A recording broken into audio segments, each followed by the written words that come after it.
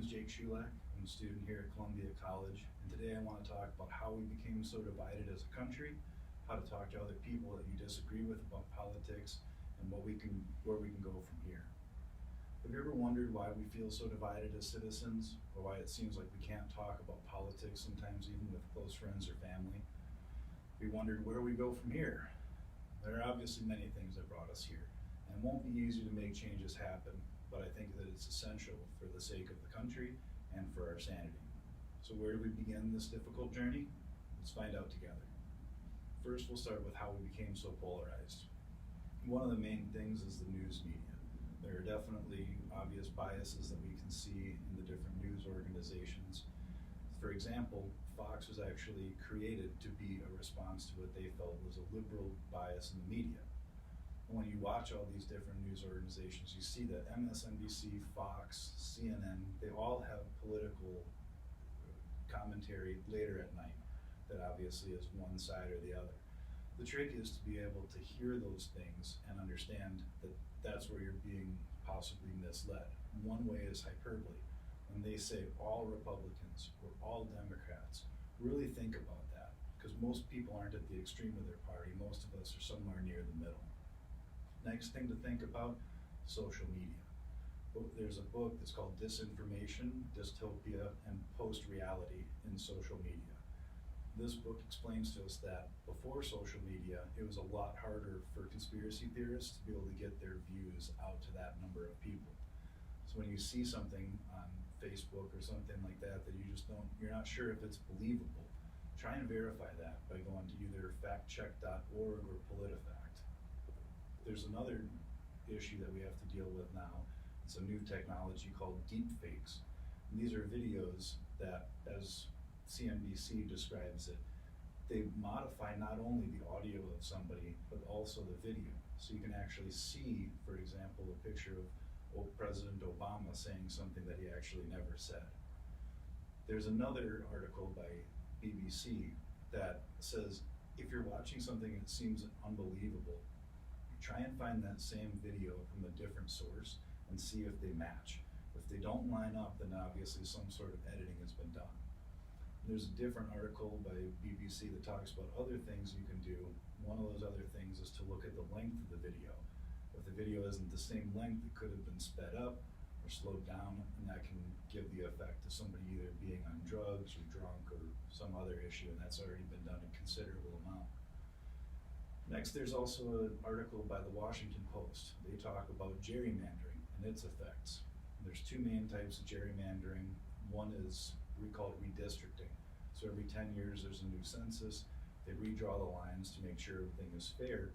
But the problem is the party that's in charge is to redraw those. And so you can redraw the districts to have all Republicans or all Democrats. And then the other side never feels like their voice is actually being heard. The other kind is called self-gerrymandering. And what that means is that people will move to places that they feel like the people there will more align with their political views in general, which over time gerrymanders entire states to be red states or blue states. So there's one last article related to all this from the New York Times, and they talk about how that minority party will always feel like they're being left out, and over time you can become really disenfranchised. You can really believe that nothing's working for you the way it should. So now that we've learned a little bit about how we got here, next we have to figure out how do we talk to people that we disagree with. And there's a great quote by Fisher Ames that says, you can't reason somebody out of something they didn't reason themselves into. So if they used logic to get to that opinion, you have to use logic to be able to work them out of that.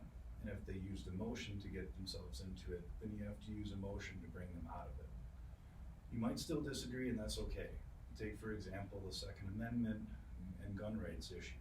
The Second Amendment has to mean that some people are allowed to use guns, but there are also groups of people that we would all agree that shouldn't have guns, such as terrorists, people addicted to drugs, or people with serious mental issues. So it's not an all or nothing thing. The answer is somewhere in the middle. Now that we've learned a little bit about how we got here and a little bit about how to have these conversations, what are the next steps that we can take? Best place to start is, what can you do? One of the best things that you can do is just to become more knowledgeable about these things in general.